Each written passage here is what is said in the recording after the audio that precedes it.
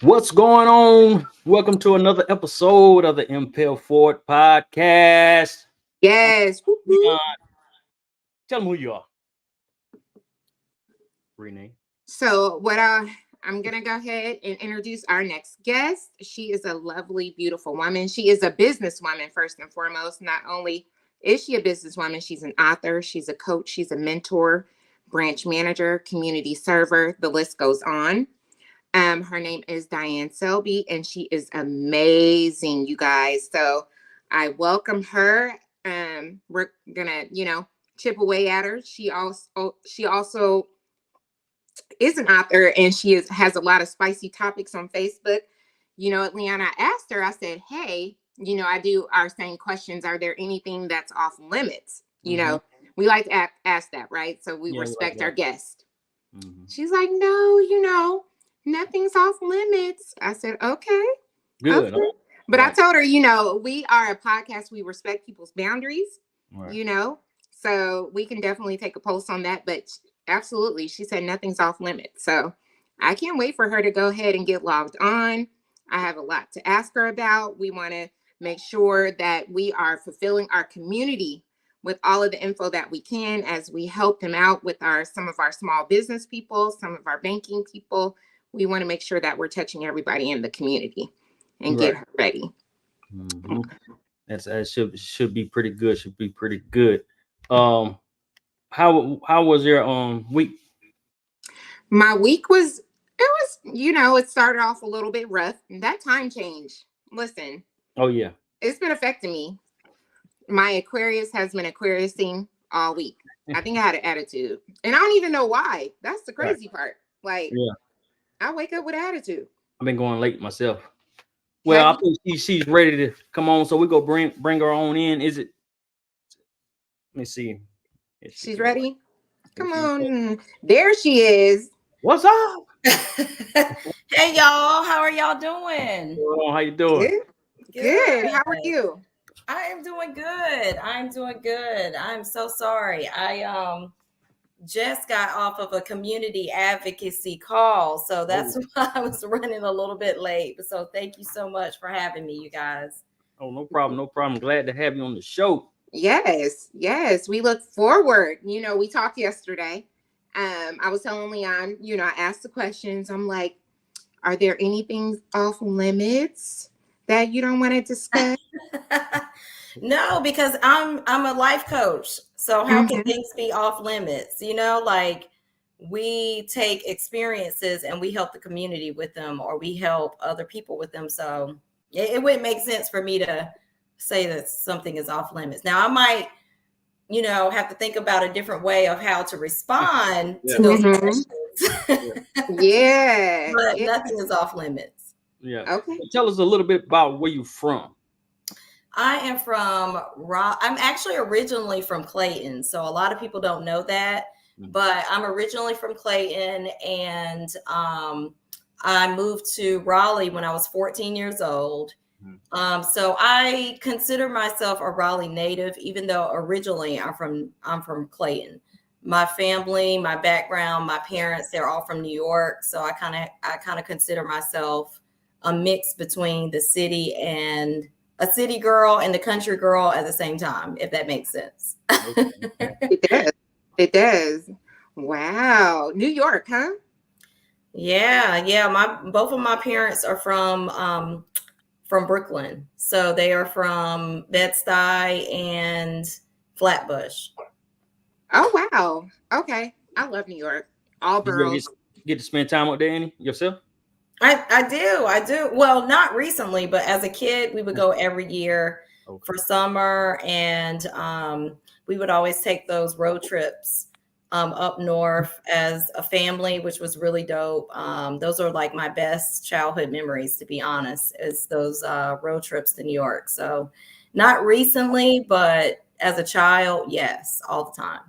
Mm-hmm. That's really good. Leon, let me tell you how I met Dionne.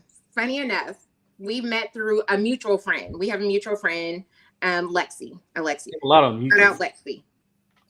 Um, she's one of the girls I hang with. You've seen her in pictures. I'm sure you've seen her, right, Leon? And Yeah. Yeah. Yeah.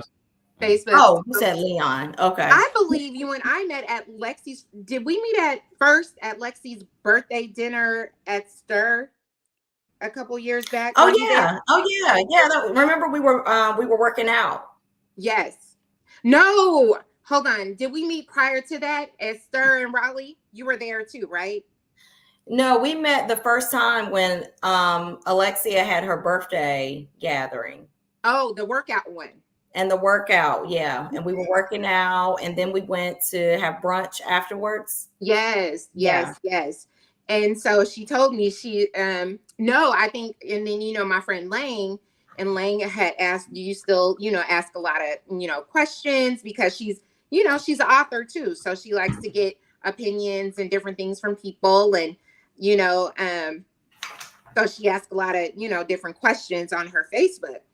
So, and I said, and that kind of piqued my interest. I'm like, so what type of questions are you asking on Facebook? Like, what? I join and get the tea. Yeah. And since then, I think we stayed at had brunch for a while and just chit-chatting until it was kind of time for you to leave. But it was just like instant. We worked out, went to brunch, and then now we're here. Yeah. Crazy. Yeah. Yeah, the questions are pretty fun. They're fun. I'm a Virgo, you guys. So I don't know if y'all know what that means, but we are always, deeply thinking about things and analyzing things from different angles. We really like to think logically about things, critically about things. So it's just my nature to come up with questions and ways to uncover different perspectives to the conversation. I also learned in life coaching, in my coaching program, that the deepest way to uncover the details that you're trying to uncover from a conversation is by asking the right question. Right. So there's actually a science to asking those questions on Facebook. So what kind of questions are we asking on Facebook? Well, most of it is current events. Okay. Most of it is current events and hot topics. So, things that are just kind of going on in the social media culture, and just getting people's perspectives on it. So it's like if something happened, like the Cat Williams thing, or Deion Sanders, or Russell Wilson, or whatever's popping, I just basically re-ask the public, what do you think about it? Oh, so no spice, nothing spicy. Well, yeah, there's some spicy stuff. she throws a little sprinkle here, sprinkle there. She keeps the engagement going on her Facebook, and I appreciate it, because I'm always like, I'm scrolling, I'm like, wait a minute, let me scroll back and see what's going on. Especially if it's a question for the men. Go ahead. If it's a question for the men, then I'm like, hold on, let me see, because then that's gonna help me. Like, okay, I see. Of course you want me. Mm-hmm. Yeah.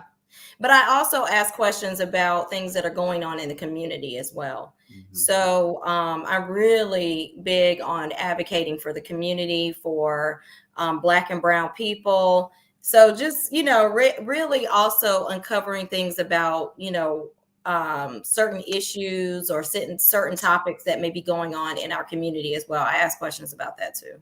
Yeah, she does. It's a great mix of, I would say, a lot of things, but very important things as well. Speaking of community service and helping our community, you recently got a position at Self-Help Credit Union as the branch manager. Yay! Tell us a little bit about that. Tell the people about that. Yeah, so this position actually is a godsend, you guys. It really is. I don't think a lot of people probably know, but I've been actually advocating for the community for the last 7 years. I advocate for the community with social injustices and racial injustices, things like that. Definitely things dealing with children and education. Definitely the police brutality and the social injustices going on with that. I led a protest. That's also something to be really. There is video footage of me leading a protest, which I probably would not do again. Where was it at? This was downtown Raleigh during the police brutality of George Floyd. Okay. And I boldly led a protest in the middle of downtown Raleigh. So it was really phenomenal. very exhilarating experience. The cadence, the rhythm, just all of that was amazing. But I also had to think about the fact that I'm a mom, and just wasn't really the best safety wise, and my dad was like, there's other ways that you can mobilize and also be effective in the community without actually being on the front line leading a protest. But yeah. so I've done things like that. But I also, about 7 years ago, started a nonprofit and a business, which is Perfectly Flawed Coaching Services, where I coach personal development and financial literacy, because those are really my passions. So with that, I have been banking. I had been in banking for over 20 years, done all this work and had been trying to really give back to the community. So I went off to actually work for a commercial bank for about 12 years. That didn't work out because the culture started changing and being very cutthroat and very aggressive. And, it just wasn't a good fit for me. So I moved on to something else, and I opened a community center. And that was like the joy of my life. We had an after school program, summer camp, an event center that we were renting out to the community for workshops and seminars and birthday parties and just anything community related. Was going really well. And then the pandemic hit. Oh, yeah. Yeah. So it was like, womp, womp, womp. We were, on our peak of really, helping the community and doing great things. And then here comes the pandemic that closed us for 4 months, put me in the hole for like $18,000, and having to figure out how I was going to get out of that hole. So I had to make a very logical decision of, do I continue this work and dig myself out of this hole for, a few years, or do I take the L at this point and kind of break even and get out? So I decided to take the L, break even and get out of business. And then I went back into corporate, and I ended up actually working for a predatory lender, which was awful because I felt really bad about the decisions I was having to make like every day. But at the same time, I felt like this was something I had to do because I needed to get back in corporate. I needed a job. I needed to take care of my daughter. You know what I mean? So I was like praying. Go ahead. I'm sorry. I would say, tell me more about the decisions you had to make that you didn't like. Yeah, because I felt like, when you're in predatory lending, the interest rates are really high. So they're very abusive to people that don't have the education of how to get out of those practices. Okay. So once you get the loan or once you get the cash advance, you're kind of stuck in that churning process of needing another loan or needing another advance. Mm-hmm. And, I have to meet my goals, and I can't help that, I'm a competitor and top performer. So mm-hmm. I'm trying to, meet my goals, do the best job that I can. But then at the same time, it's like, this isn't really right, as far as like the way that we're doing this. So, right. Just begging and begging, for God to get me out of this situation. And probably about 7 months later, I literally saw this like job. I had been applying, and I had 2 other interviews that were really great. But now in hindsight, I know that God was really preparing me because I wasn't quite ready for those roles. Mm-hmm. One position was a director at a credit union, and one of the other positions was a regional at a credit union. And mm-hmm. I haven't really been in that role yet, but I felt like, I could do this because I had leadership roles, I had management roles, and I was a top performer. So I was like, I can do this. But obviously the universe was like, you're not ready quite yet. So I had to kind of do that job that I didn't want to do for a few more months. And then out of the blue, I see this job for self-help credit union. And it literally appeared out of nowhere because I had no idea who this credit union was. I had never heard of it. Because have you guys heard of self-help credit union? No, I haven't. I'm ready to hear you talk about it. Right. So I had never heard of them, and it was just completely out of the blue. So I'm like online, like, oh my God, this is, sounds like something I could absolutely apply for. So I applied. I hadn't done the research yet, but I applied because I was like, this is definitely within my experience. So I applied, and then I got, an email like a few days later, like, hey, we got your resume. We would love to have a panel interview with you. We want you to at least, do some research on the company, make sure that this is a good fit for you, blah, blah, blah. So I pulled up the website and I looked at this job and I looked at their mission and what they were doing. And I was like, this job is like perfect for me. Like, this is a godsend. So I applied What for was it. one of the things that you saw in their mission that kind of intrigued you, or kind of it was that aha moment, like, this is for me? What was right on their website, and they talk about us and all that. Their mission is right away for economic opportunity for all. Mm-hmm. And then also for people of color and women. Okay. So I was like, this is like right in line with everything I already am doing. Right. So I applied and did the panel interview, and it went really great. Like, I was just like, wow, this was, it just seemed so comfortable. You know what I mean? It just seemed comfortable. It just seemed like, man, this got to be it. Like, this, Yeah. come on, God. Right. But actually, the hiring manager made me wait for like a month. Really? After that panel interview. Can you imagine waiting for the job that you feel like is the perfect fit for a month? You said you applied for the job before you seen what it was about. Is that correct? Before I looked at the website? Yeah, you applied for the job. Yeah, because I could see the job description. Okay. Mm-hmm. Yeah, I saw the job description. So I was like, okay, I'm qualified for this role, Okay. So I applied for it. Oh, you just went off the description. So you were real confident that was something for you.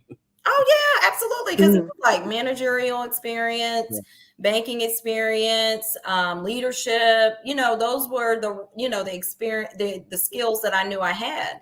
Right. So yeah, so I applied, and I was trying to get out of there. I was trying to get out of that job. You have no idea. I was begging God, like, get me out of here. Right. Right. So the job description on the website must have been the cherry on top. Like, okay, I made the right decision, even though I didn't fully vet this company. The job description was, right in my wheelhouse. And then you go to the website, you're like, oh, that's even better. Yeah. And so after I had the panel interview, I felt that it went well, but I went on and sent my follow-up email, and I was like, this is the job for me. Like, this is a perfect fit. Mm-hmm. I was like, this is a perfect fit. This is right in line with, my career goals and what I'm already doing in the community. So give me this job. Wow. So I ended up getting the job as the branch manager of Self-Help Credit Union in Raleigh. It's a new branch that's opening off of Rockaway Road, right in my community. I've been in this community for 20 years as a homeowner. So it just like literally made sense. And I know that this was like sent from God. You know what I'm saying? Like, have you guys, I don't know, maybe y'all haven't had that situation. Oh yeah. So how long has it been since you joined? So I've been there almost about 5 months, and I've been filling in the Durham office currently. So I've just been sharing, different celebrations and things that we've had for Black-owned businesses, sharing some of my experiences with workshops that I'm doing already, presentations that I'm doing already. But these, again, were presentations and workshops that I was already doing in the community. So it was like, it just made sense to continue to share those things because, it's what I had already been doing for like the last few years. So, working at Self-Help, it seems like, credit union. So I'm sure, it's very, what is it? Community driven, or people, it's, owned by the people, or right. It's nonprofit. Nonprofit. So what are some of the things that you've noticed, because you worked in commercial banking, now you're, with the credit union, which is, membership based. What do you see the differences in between the two that I guess, that stand out to you? Yeah. Well, I've also worked for state employees credit union. So I worked for state employees for like 5 years when I first started. That was actually my first job. Wow. So, yeah. So it was really cool because I've had the credit union experience and I've had the commercial banking experience. But Mhm. credit union, it being nonprofit, you are going to have lower costs. You're going to have lower costs and lower fees. So it's not going to be as strenuous on the rates and the fees and things like that, because it better benefits the member because it's nonprofit. They don't have to charge, the higher rates and the higher fees to bring in the income, because it actually makes it more affordable for the member. Wow. Well, that's the first thing. But then also which hugely different is that working for a nonprofit, you're not going to make as a higher salary. So I did have to take somewhat of a pay cut from what I was making at working for a commercial bank, because you don't get bonuses and commissions and things like that. So are you talking about that? Is that the self-help and the state employees credit union? They based off the same thing. Well, self-help is community based. Okay. State employees credit union is is a organization for state employees. Okay. So what kind of funding, y'all? How do they help people out if it's what's the word you said? Help me out. Membership? Not membership. Nonprofit. Yeah. So how are they giving people money? Are they giving people money, loans, stuff like that? Oh yeah, I mean all institutions have products. They have products and services. But for example, it's only $5 to open an account with self-help. But the reason why it's so low is because it's nonprofit. Oh, okay. Wow. What about first time business owners, or trying to get into the market of owning their own business and startups and different things like that? What do you guys at Self Help will assist a new person trying to get into entrepreneurship and a business loan, I would say, per se? Yeah, so a part of our presentation is that we absolutely support businesses, especially Black-owned businesses. But our niche businesses are charter schools, child care centers, food systems, like food-based systems. Like if you're getting ready to open a grocery store, we support that. If you're opening something that directly supports the community, we really eagerly support that. Those are our niches. Also,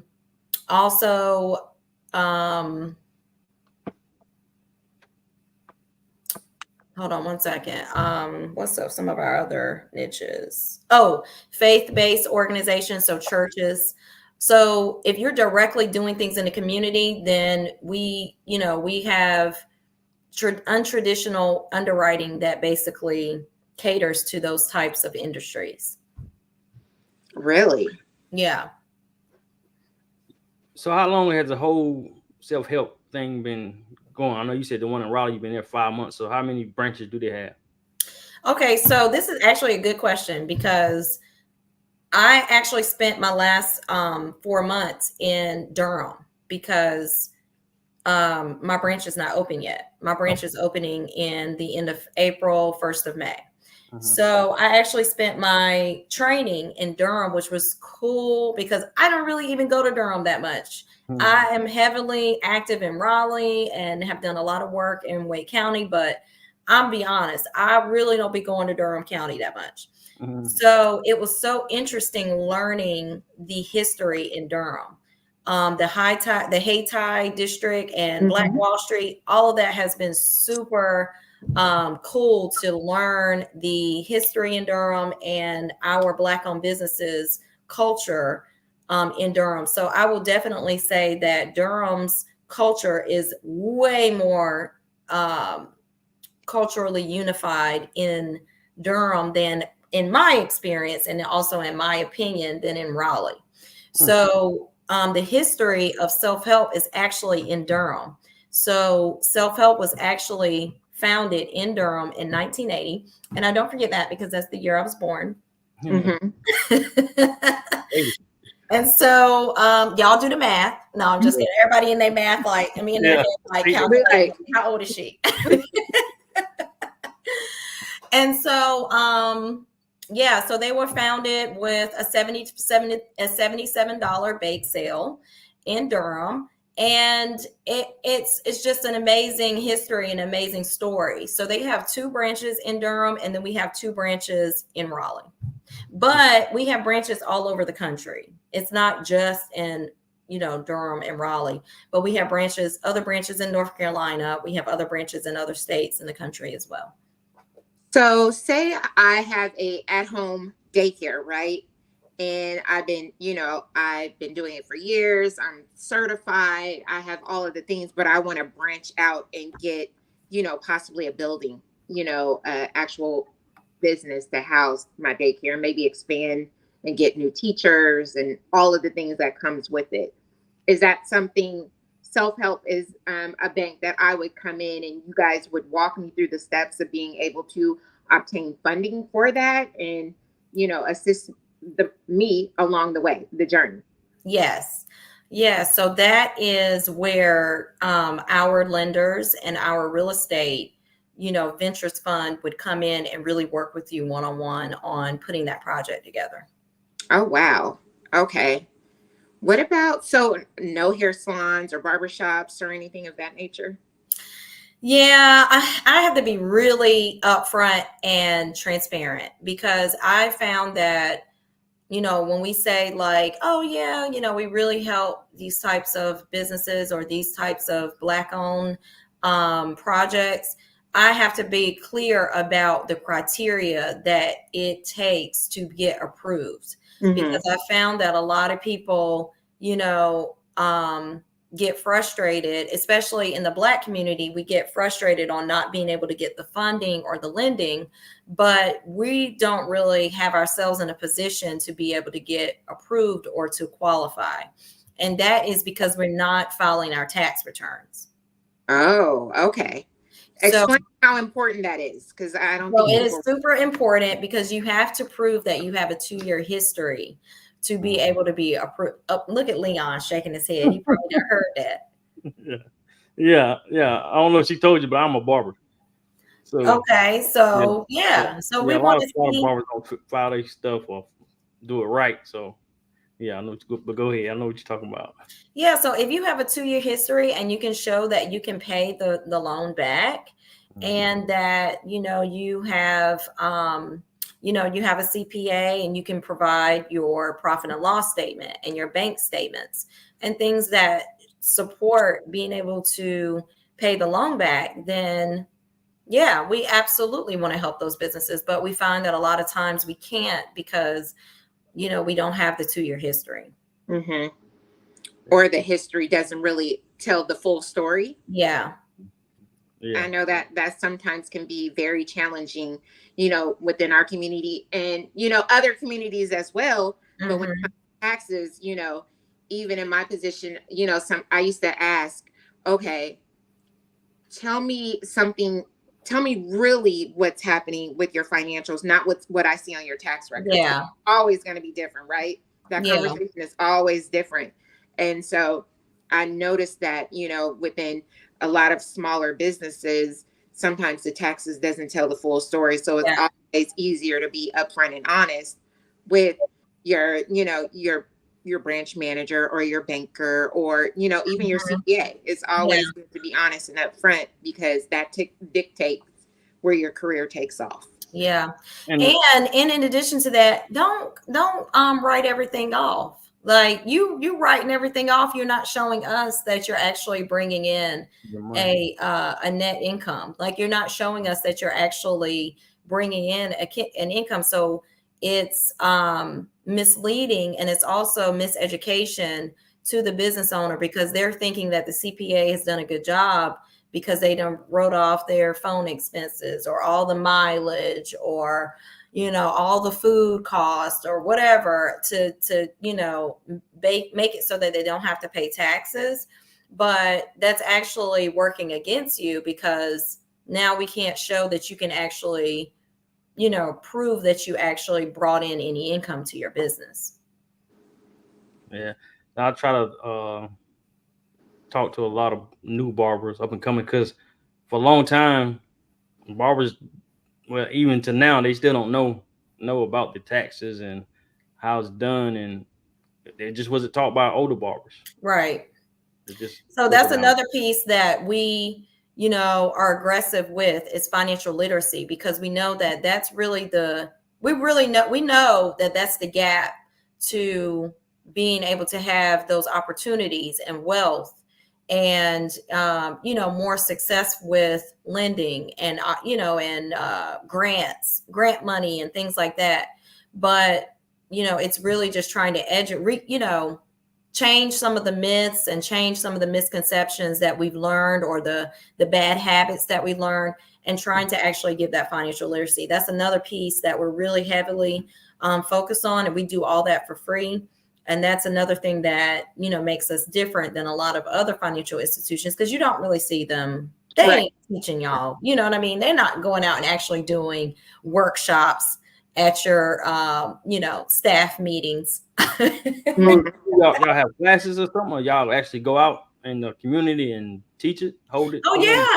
I mean, and Renee has seen them. Like, I've been sharing them. We have, financial presentations probably, once or twice a day. I had, 2 today, and workshops, going out during the wintertime. It was cold, y'all. I was out here doing workshops through the winter, going out at like 6:30 in the evening. You know what I mean? So we're really doing those things in the community, and that's what makes us different, and that's what we're aggressively trying to change, because we know that financial literacy is the key to improving our finances within the Black and Brown community.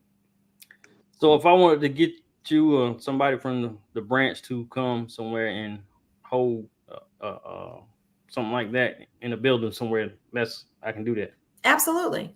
Okay. Yeah, you just let us know, and Okay. Me and one of the other managers, or me and some of my team members, will come out there and do the presentation. Okay. Yeah, Amazing. I think that's really helpful, especially for, first time business owners, or they want to get into the business but don't really know. I think that's always good to surround yourself with knowledgeable people, especially people who can help you get additional money. That's the cherry on the top of the cake, I would like to say. In addition to, being an amazing advocate for Black and Brown people and helping them with their businesses, our lovely person over here, Miss Dionne, is also a beautiful author. My next question. I'm taking my question. Go ahead. She is a author. She has written books, business for dummies, business for startups. Tell me about that. Tell us about these. What? Before you answer, so it's 2 different books, right? Because I was looking it up. Well, it's actually one book, because I was going to make the correction, and I was going to tell the story behind why it shows 2 different books. Okay, tell us. Yeah, because that actually was a self-publishing era, because I did self-publish, and the actual launch of the book had the incorrect. You know how you schedule posts? So I had that post scheduled, and it had the incorrect flyer for the announcement for the book, and it had the incorrect cover. So we had to go back into editing and change that, because that was just it was like a, like a promo cover. Like, it was like a draft cover. Right. And it got launched incorrectly. And so I was working and didn't even know that it had been launched. I mean, I knew it had been launched, but I didn't know it was the incorrect one. So it's really business for startups. We really love business for dummies. Like, we like that business for dummies. we like we was going through. It was like, oh, should we call it? I see 2 business for dummies and startups. Right. And I'm like, business for dummies. I'm like going through it, and I'm like, I like Business for Dummies. And so he was like, I do too. And this was Sunday. Like we started like Sunday and was like reading through it. And then Really? Leon was like, wait, is it 2? I was like, I think it's 2. But then we were looking at the dates and I was like, wait a minute, it might be 1. And the Yeah. mother sold out. Yeah, so that's the Yeah. challenge with self-publishing. You kind of come across those kind of hiccups sometimes. So yeah, that did happen with this project. But I have 2 other books. I have Awakening Tiffany, which was my first book. And I highly recommend that book because it's got, some more juicy tea in it than maybe like as, structured and educational as Business for Startups. What is it called? Huh? What is it called? The book?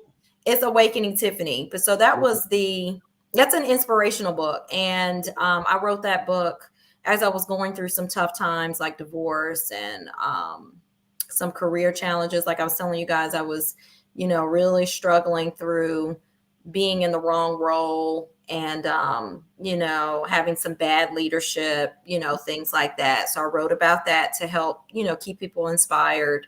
I wrote about some friendships, getting through some challenging friendships. And so, yeah, so that book is a inspirational book and it's based on some true events. So that one's, a little more personal. I need to get that one. You touched on a few things that I, not the divorce thing, Leon. So why Tiffany? Why Awaken Tiffany? Why'd you pick Tiffany? That's a good question, Leon. Yeah. The middle name or something? I picked the name Tiffany because think about it. Everybody knows a Tiffany. Tiffany is like a name that anybody can kind of relate to.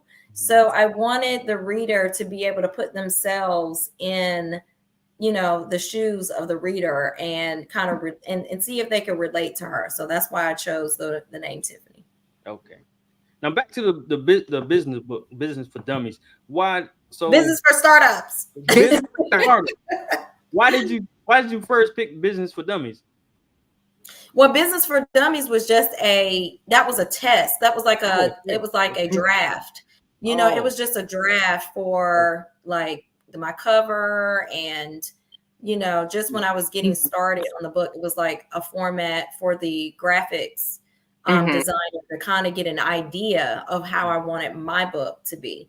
But when I published it and scheduled it with the wrong cover. Okay. Tell us about Business for Startups. What made you kind of write that book? What inspired you? So what inspired me is that, again, I'm a coach. So I really have been thinking, and observing these last few years of what has been some of the disconnections in our community, and it's education, and it's really learning those basic steps of opening a business and those things that really help you get a good, solid, maybe not have your business be successful, but a good, solid plan to get it started.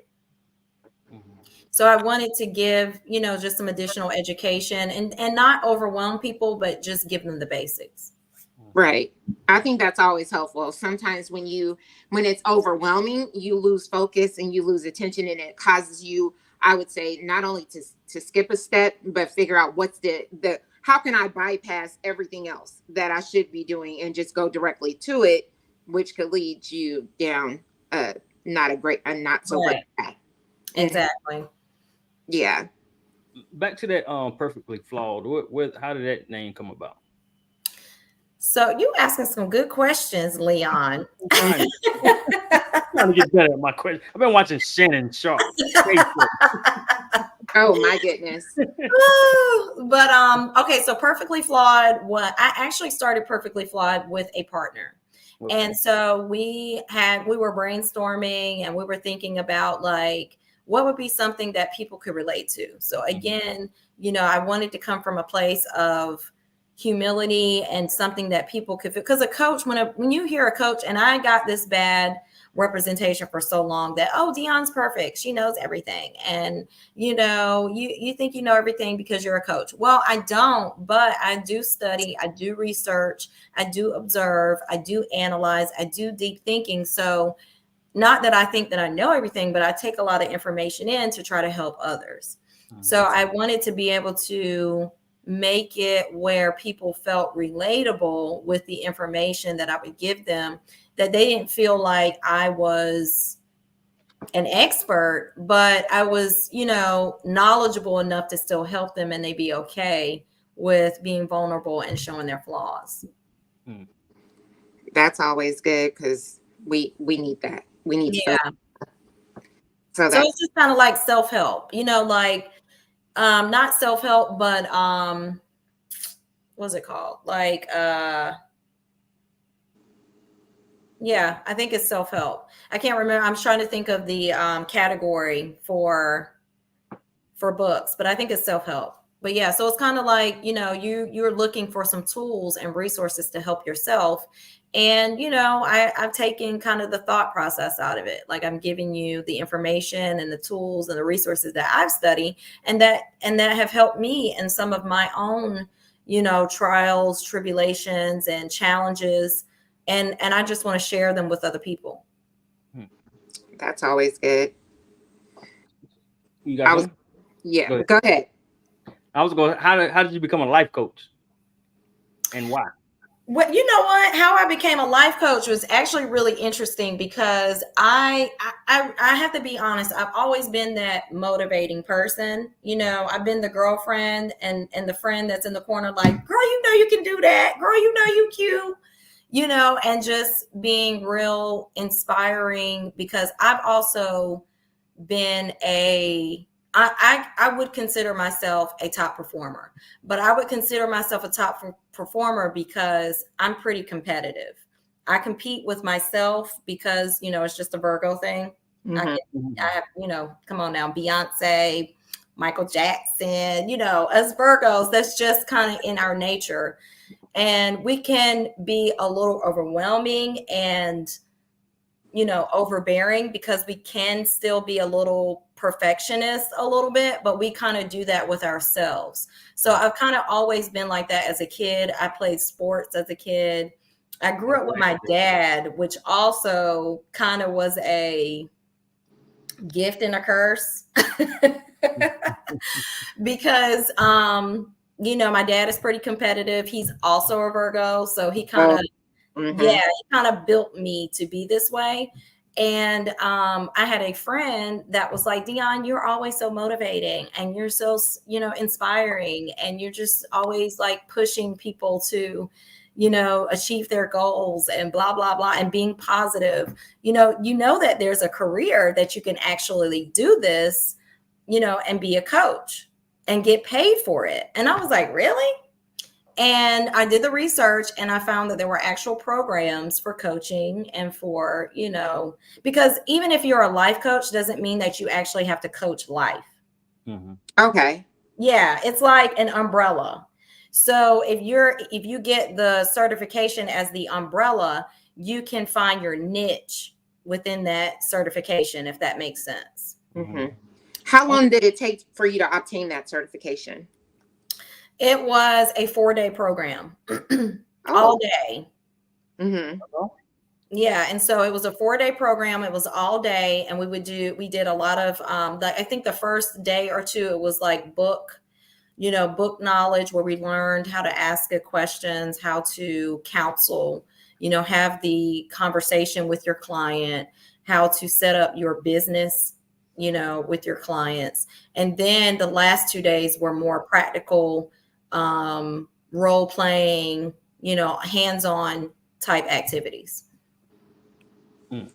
Oh, wow. So it looks like all of your education and everything that you've been through it seems like you created, and probably don't even know it, you created this career path that leads you to where you are today, because all of your skill sets and all of your learnings have brought you to be, a pillar in the community. And with your community service, your current job with helping people, which is a form of coaching people, especially, with businesses and banking. I'm gonna assume in general, teaching people how to be fiscally responsible. It all leads to where you are. So when you said it was meant to be, it was like already there. Yeah, yeah, definitely. I want to speak about that spiritually because I'm a big practice, or is that a word? I practice, whatever. Mm. Not a practicer. I don't know what the word is. But anyway, Mhm. I heavily practice manifestation. So I absolutely believe that because I have literally manifested things that I have written on vision boards or down in journals, because the other book that I have is a journal. It's a healing journal. And so a lot of those things in that journal, I have literally written down that I could go back and show you screenshots and things about, big dreams that just sounded like big dreams, but they may not have manifested the way I actually written them down, Mhm. but they manifested in a way that was still what I asked for, or what I was, you know what I'm saying? Like what I was wanting or desiring. One of my manifestations was my community center. When I had the community center, I literally posted like what I wanted my community center to look like and all that. And then like a year later, it really came to fruition. It didn't Mhm. look exactly like that building because the building that I posted was like ridiculously big. I Right. still ended up getting a ridiculously big community center that I did not need, but Mhm. You got a community center. I got a community center, and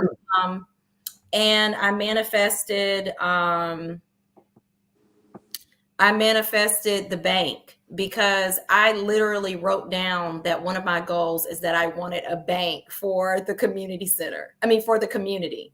Really? I really did. And in my brain, I remember telling a few people too, because you know how you're scared to tell people your dream. So I literally told a few people so they know I really did say that.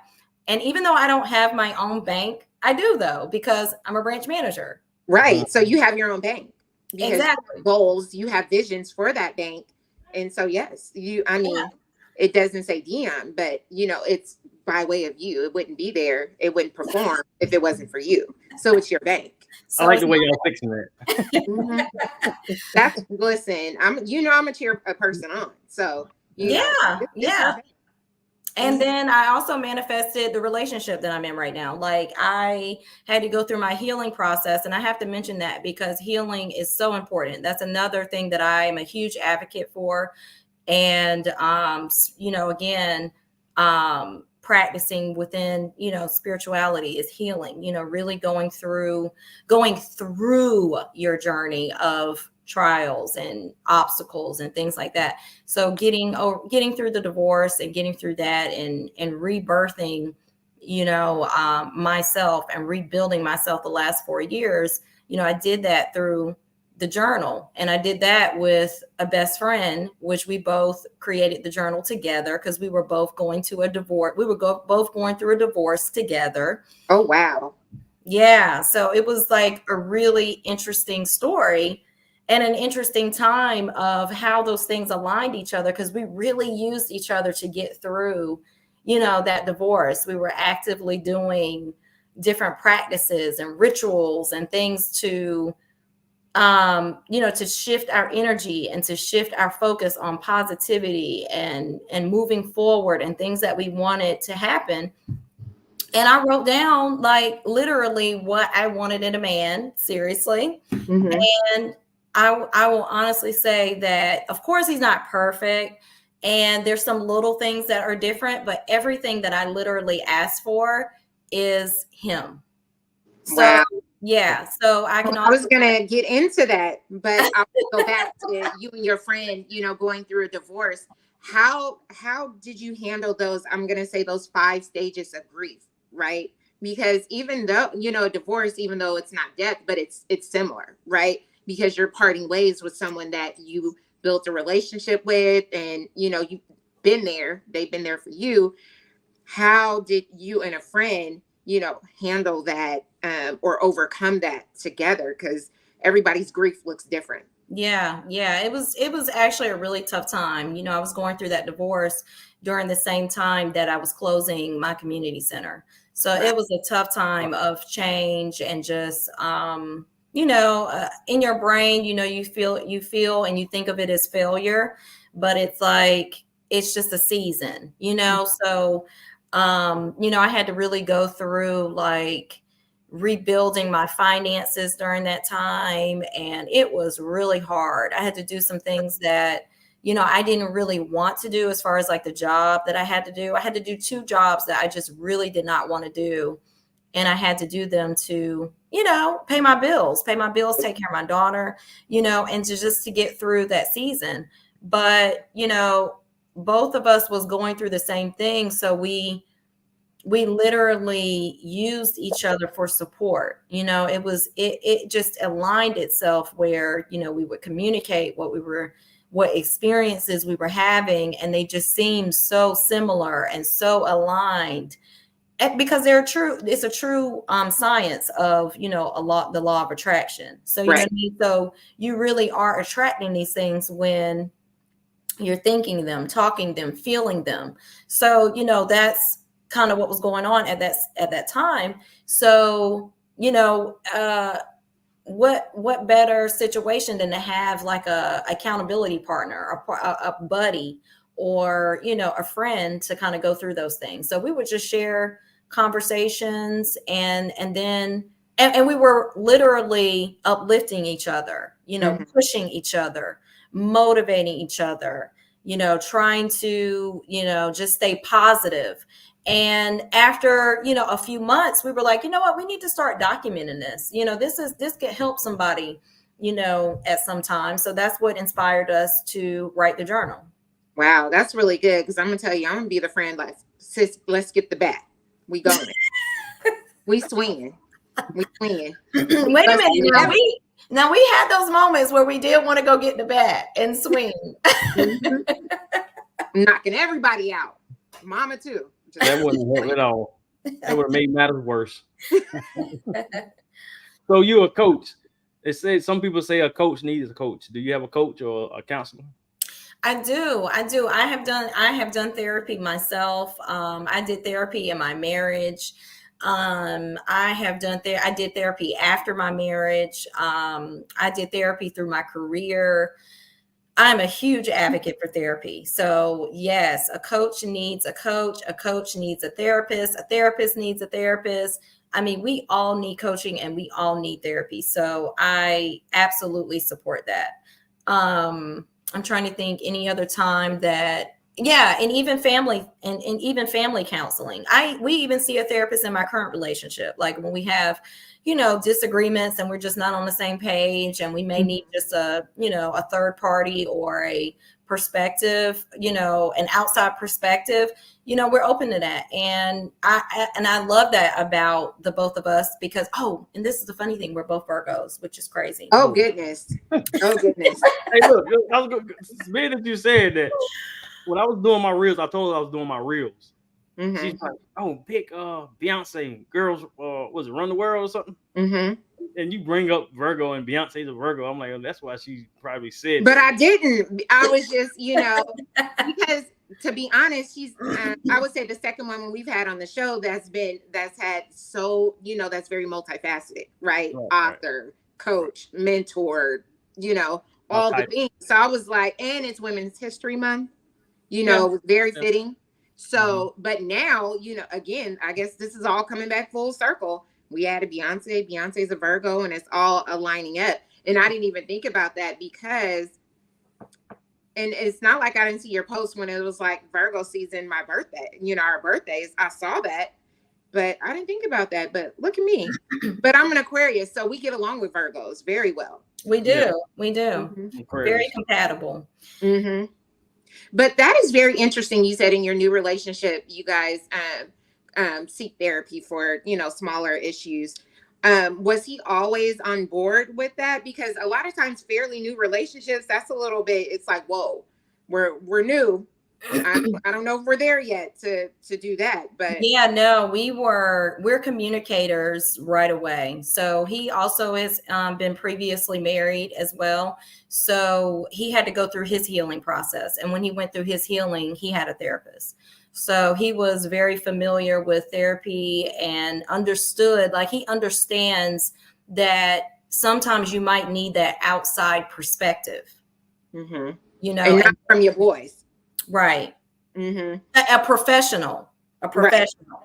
So he understood that. And so when we met and we talked about like, you know, our goals and just our personalities and just how I am, how he is, you know, we started to see how much we shared, you know, how many like core things that we shared. Core values was the biggest lesson learned for me from my marriage and from, you know, previous relationships, is that core values are what is most important, because you need to find someone, or you need to have the right partner that you share a lot of things in common with. And that's the way you think, the way you operate, the way your behaviors are, you know, your upbringing, you know, our upbringings are not exactly the same, but we have the same core values. Mhm.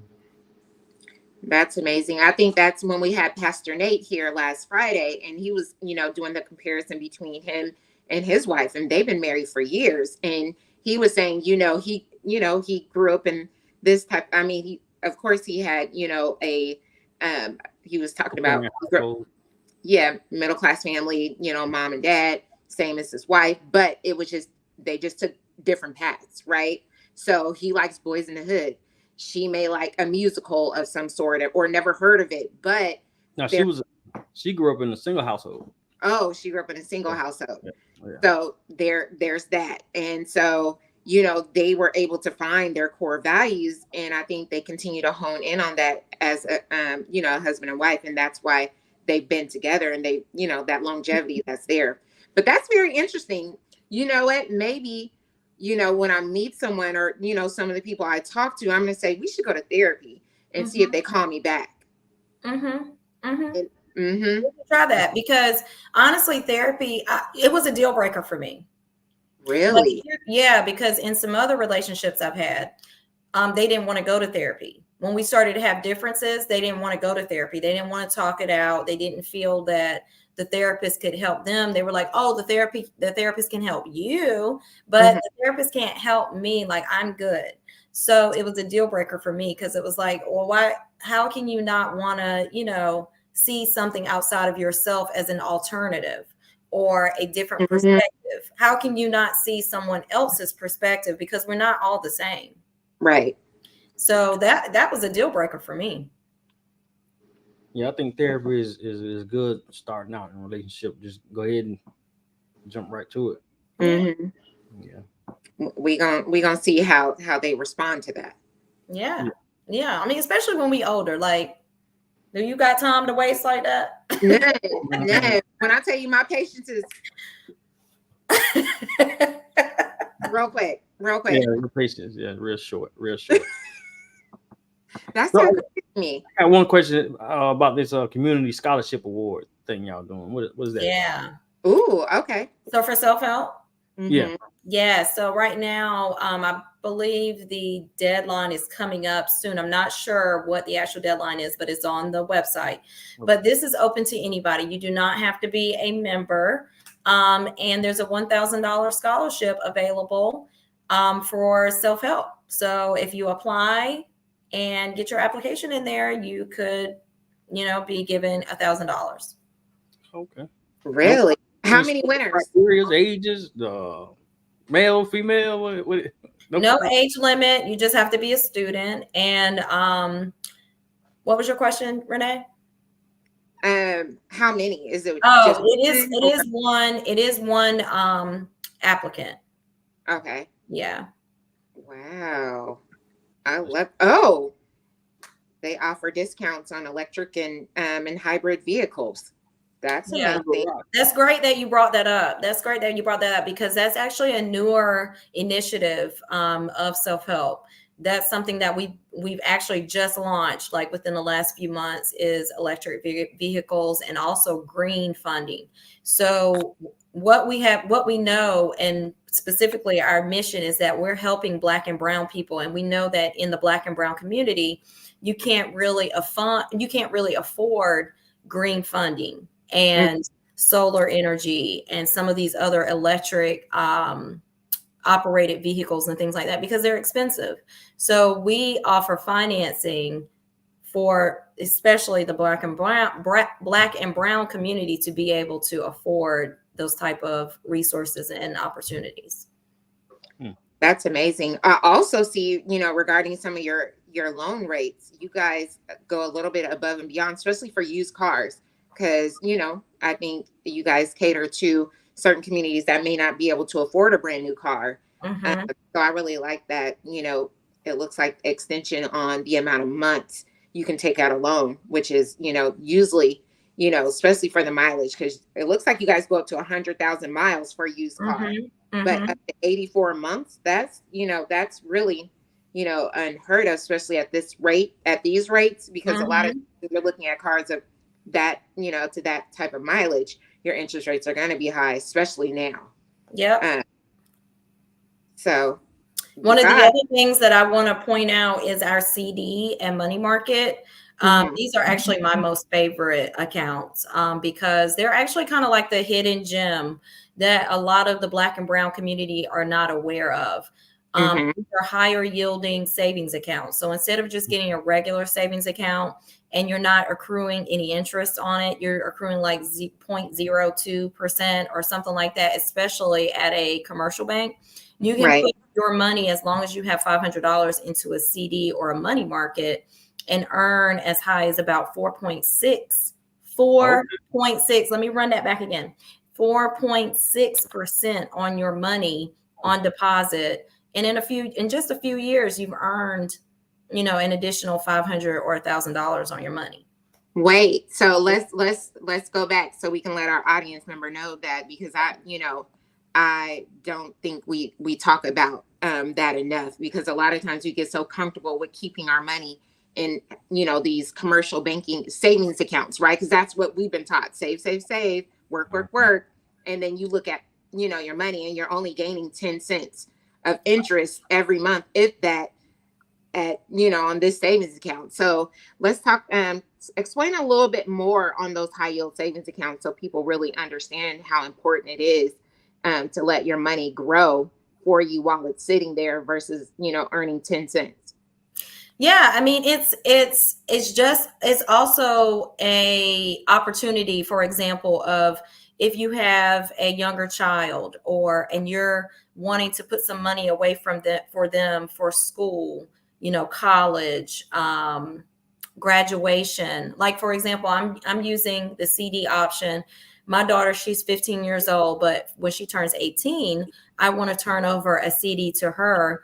It's only $1,500. So it's not a whole lot, but it's still an example of when I turn that over to her when she turns 18, that $1,500 that I put in that CD at 4.2%, because it's only going to be sitting there for 3 years.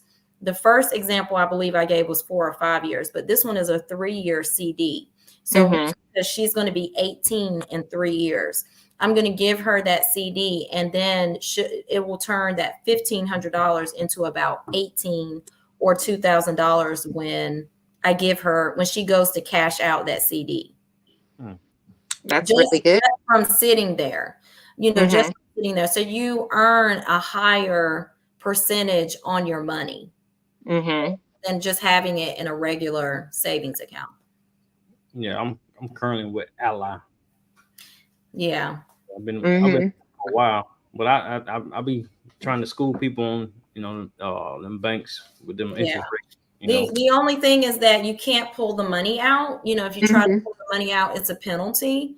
Yeah, which is fine. You can pay that penalty, but you want to leave the money in there so that you can actually get that saving. I mean, you can get that interest earnings. But the other option would be the money market option. You can actually take that money out if you don't want to deal with having a penalty and you feel like you're going to need that money. It's still a higher interest rate because our money market is like 3.28%. So it's still a higher interest rate than what you would get on a savings account, but you'd be able to pull that money out if you need to with no penalty. I like that. I like to diversify my money. So, I definitely will be looking into that. Yeah. Come on over. I'll wait when you open your branch. Hopefully, interest rates will still be, where they're at. No matter what, I'll probably, I'm I'm a sucker for supporting people. I swear. Yes, well, thank you. We appreciate that because I'll tell you why it's important. Because one, I want to hit my goal. I want to reach my goal for the year. So Secondly, huh? Go ahead. I was going to ask you what's your goal. Go ahead. Well, I can't tell you my goal because my leadership probably gonna get me. Okay. But secondly, because the money that you put in on deposit for self-help goes back into the community. So it's not just, oh, we're trying to get you to open an account, so that we can get richer. Or I took a pay cut.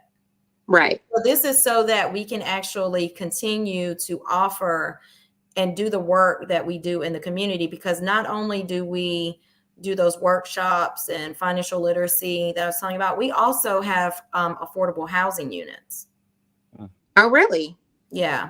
Okay. We have a few in Durham, and we have there's a affordable housing unit at the Beacon Point Promise development that is on Rock Quarry Road, where the branch is going to be. Really? Let's talk about that a little bit. It's called Beacon Ridge. Really? So how would, if someone needs, affordable housing, how would they be able to go through self-help? Do they have to be a member?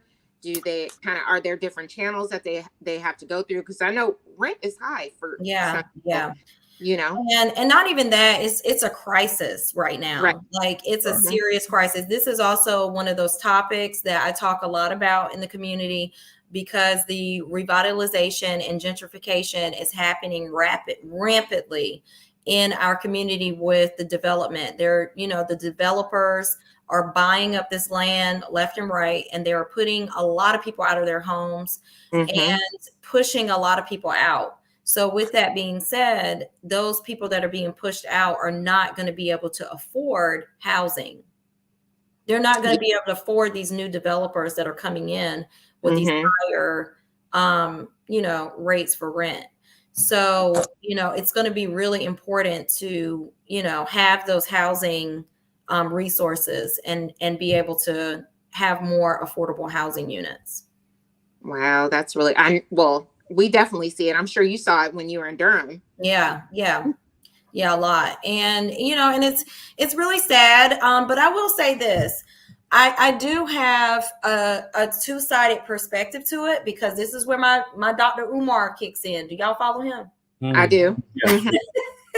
You got to watching them on Nick Cannon's.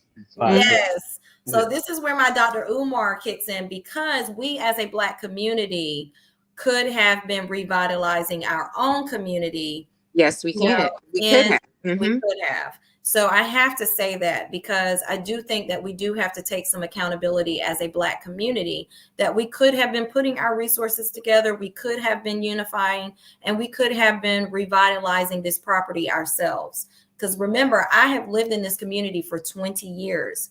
So I've seen, us not really, be proactive with, helping revitalize and change and develop as we should have been. Yeah. I think a lot of it comes from we talk a lot, but don't have any strategy on how to do it, or just don't know how to do it, where to get started at. I think that's one of the big problems. Yeah. I also think it's scarcity. We don't trust easily, right?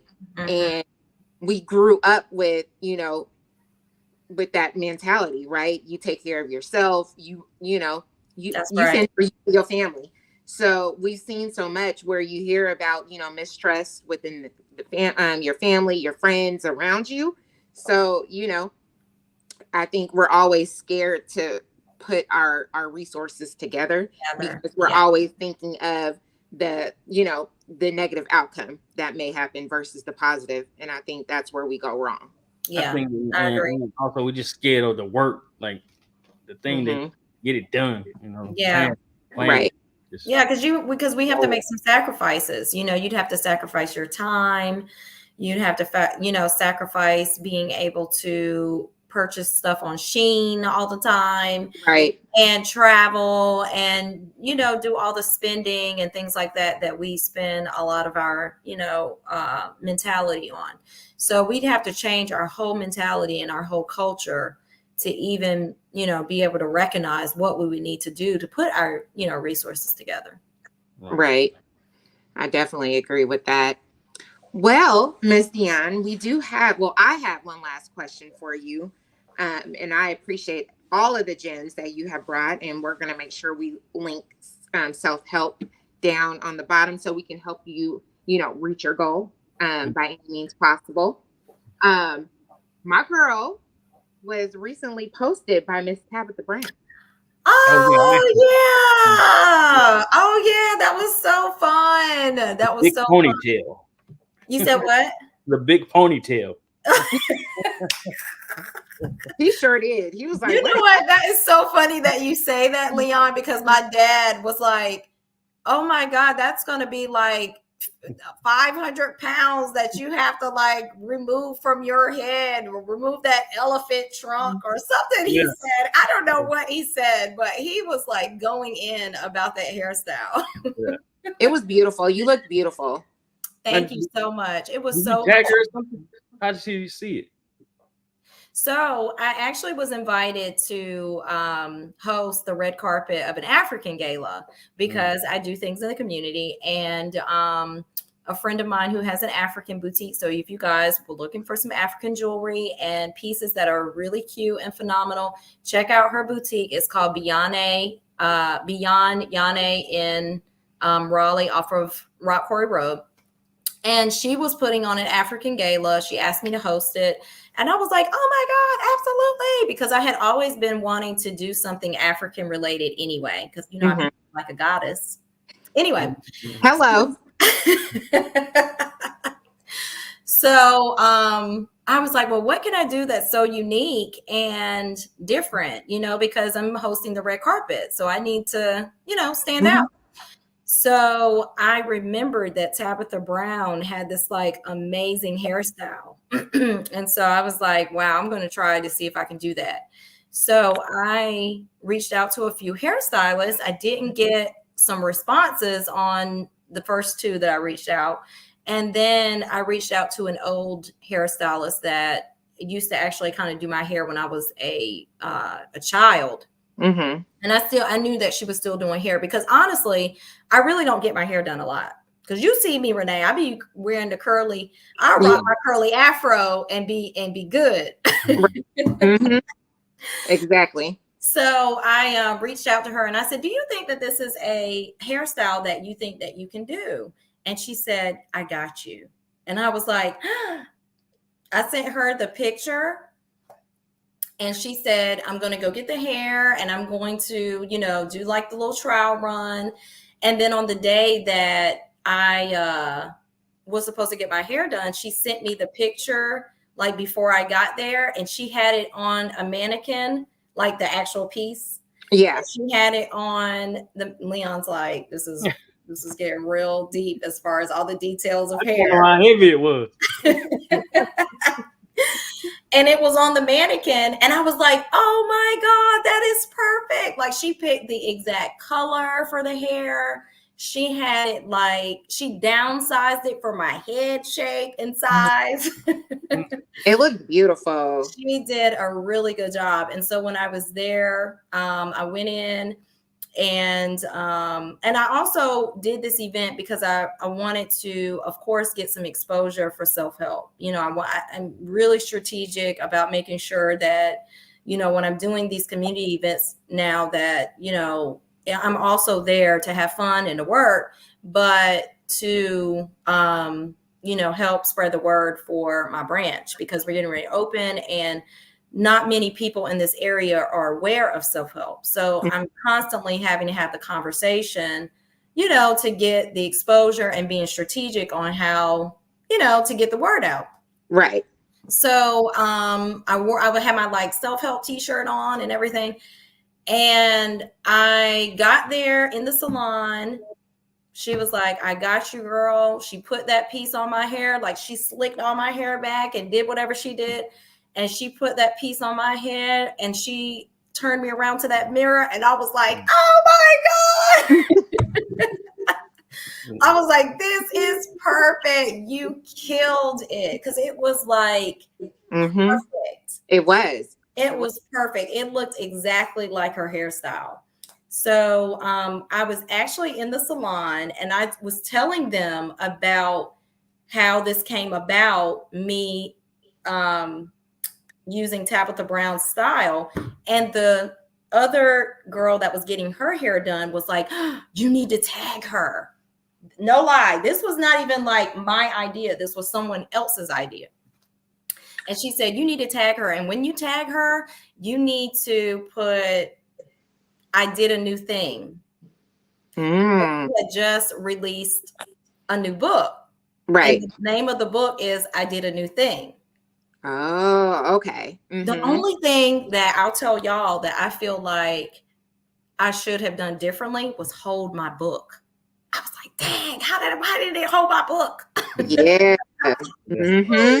So, but anyway, I tagged her and I said, I did a new thing. And my hair was like done like her. And then I replicated the picture that she had. She was like a side angle. And it was like the whole, side of the side profile of the hair. And I had my gown on and makeup done and all that. And it was like perfect. And then like a few hours later, me and my boyfriend, we were at the furniture store, just doing some shopping, just chilling, hanging out, doing our thing. And I just happened to be scrolling while he's looking at furniture or whatever. And it said, Tabitha Brown shared your post. I was like, oh my God, she shared it. Mm-hmm. Yeah, you probably passed out on the couches in the front. Yes, because we were in the car and we pulled it up and it was on her page. It was like the first thing on her page. And I was like, scroll back up to the top. And then we looked at it and she has 3.2 like million followers. Right. And you missed that book, that product placement. Right. Mm-hmm. That's okay. So, but that's okay because it was amazing because, and I'll tell you why, because I absolutely love Tabitha Brown. Mm-hmm. She is so inspiring. Her story is so inspiring. She's from North Carolina, and she's just an amazing woman. Like you can feel her energy, her spirit. She commented on the other post that I did. She commented on it and responded, and it just felt like I felt her energy. That was the first time that I felt like I felt somebody's energy, through the phone. Yeah.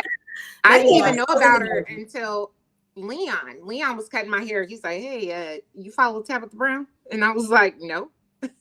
And so he showed me her video, because she's vegan, right? Yeah. Remember you were showing me her video and you were like, she's funny, but so she's inspiring. She she started by doing just regular videos on her car and in her house and just showing like her foods and recipes and stuff. So her story is inspiring because it really shows doing the work and being consistent. And then she blows up. She's a writer, author, got her own store, got her own hair products. And the way that she shared the post was attaching it with her hair product. Because she said Donna's recipe did a new thing.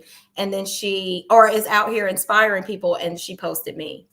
See, she knows how to market. Yeah. And she's an Aquarius. Yeah. She's an Aquarius. We're both Aquariuses. That's we came about. So she has such a good vibe. So again, there's that, zodiac spiritual connection. Yeah. There's that.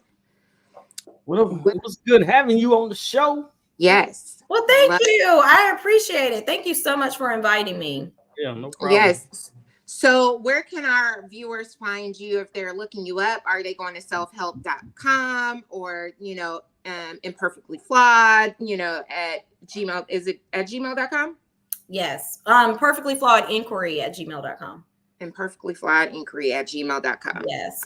So yeah, if you want to follow me, you can follow me on Facebook. I'm actually more active on Facebook.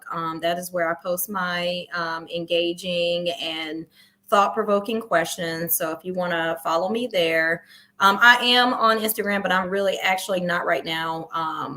active on Instagram because I'm so community affiliated. So I feel that my platform is a little more effective on Facebook. So you can follow me on Facebook and just my regular name, Dionne Selby. Okay. Help my girl reach her goal. That's what we want to do. So I pledge to come in next month when you're or the following, whichever. I'm sure you'll post when your branch is open. And I will set up an account. I like my money to grow. Okay. Okay, great. And so we can help you right away with that CD or that money market or, a mortgage, car loan, whatever it is that you need. Absolutely. Please come and support. And again, I just want to remind everybody that everything that you do deposit goes right into the community. And that's always amazing. And I'll be in touch with you for the event we're going to have. We're going to put together. Okay. Sounds good. I love that. Impel forward time self-help. I'm here for it. Yes. I love that.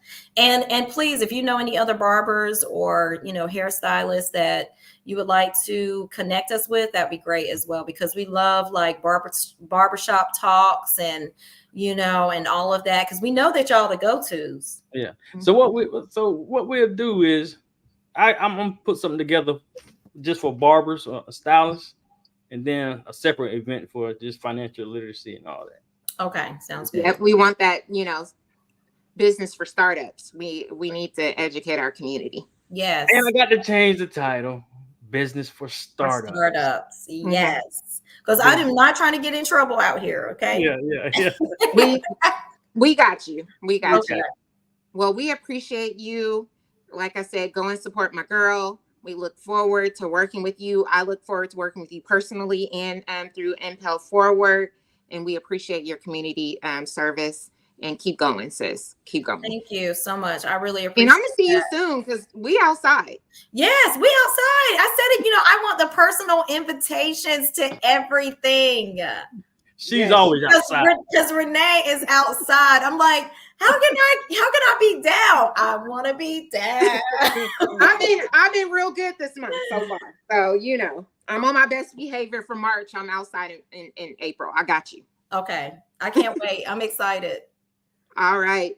Well, thank you so much. Thank you, guys. Y'all have a good night. Thank you again. There you go for another episode of the Impel Forward podcast. Like, share, and subscribe. Absolutely.